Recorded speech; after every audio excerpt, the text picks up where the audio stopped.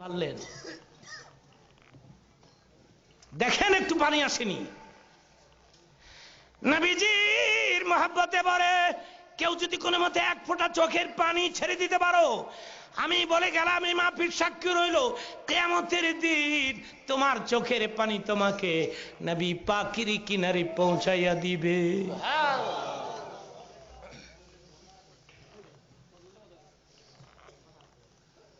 জলদি খবর দাও। আমি অপেক্ষায় বসে থাকলাম, ওরা আসলে একসাথে খাবো।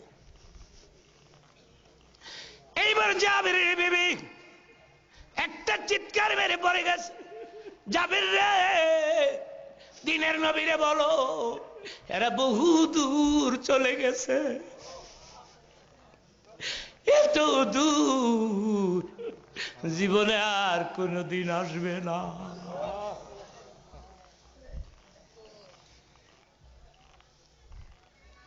বলে দে রে জাবের, আমার দুটি ছেলে নবীর নামে যাবে হয়ে গেছে।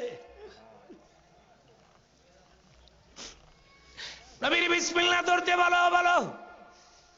ছেলে গেলে ছেলে পাওয়া যায়, নবী না খেয়ে চলে গেলে নবী পাওয়া যায় না।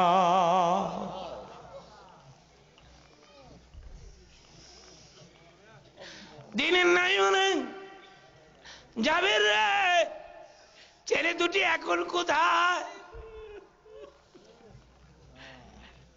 জাবের নবী বলে ইয়া রাসূলুল্লাহ, খেজুর পাতার পাটি দিয়া ঢাকিয়া ঘরের পেছনে রেখে দিয়েছি। দিনের লাই বলে যাবে রে, ওদের কাছে আমাকে লইয়া যাও।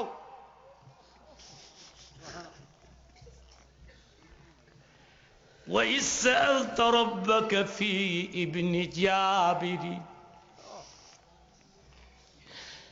وَإِذْ سَأَلْتَ رَبَّكَ فِي ابْنِ جَابِرٍ قَدْ مَاتَ فَأَحْيَاهُ।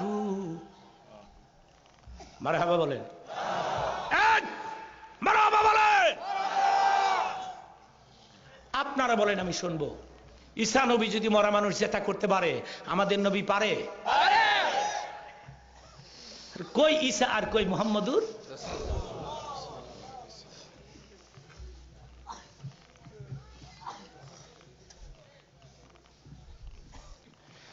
জাবিরের দুই ছেলের কিনারে নবী দাঁড়ান, দুই হাত তুলে মোনাজাতে কান্দে কান্দে আর ডাক দিয়ে বলে, আল্লাহ রে, তুমি বলেছ জাবিরের দুই ছেলেকে সাথে করে খাবার খাইতে, কিন্তু এরা যে আমার নামে জীবন দিয়ে দিয়েছে, এরা যে আমার নামে সব হয়ে গেছে। আল্লাহ গো, তোমার কাছে আমি ফরিয়াদ করি, এদেরকে জীবিত করে দাও।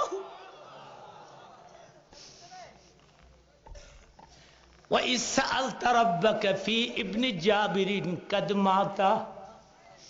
জাবেরের দুই ছেলে যখন মরে গেল, আর তুমি যখন আমার কাছে কাঁদতেছ, فَأَحْيَاهُ, আমি শুধু তোমার মহব্বতে, শুধু তোমার খাতিরে জাবেরের দুই ছেলেকে জীবিত করে দিলাম।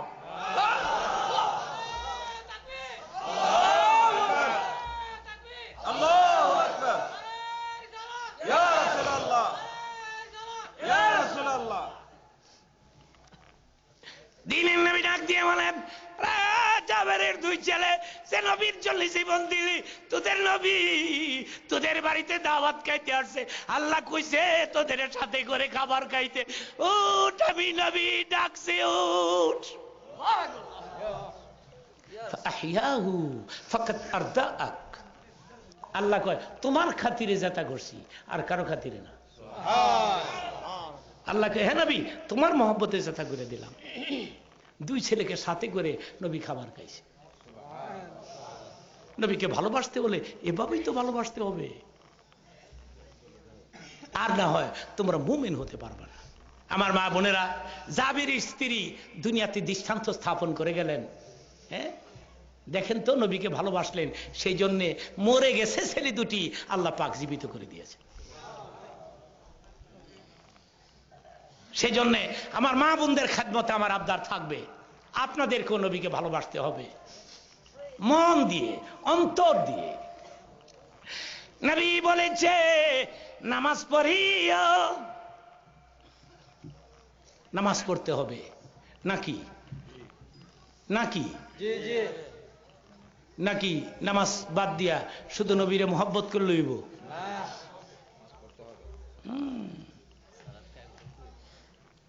ওয়াজ করেন হুজুর, ওয়াজ করেন, ওয়াজ করেন। হ্যাঁ হ্যাঁ, ওয়াজ টেস্ট লাগে, নমাজ টেস্ট লাগে না। হুজুর নামাজের কথা কইেন না, ওয়াজ করেন, সারা রাত করেন। আপনিও মইরা যান, আমরাও মইরা যান।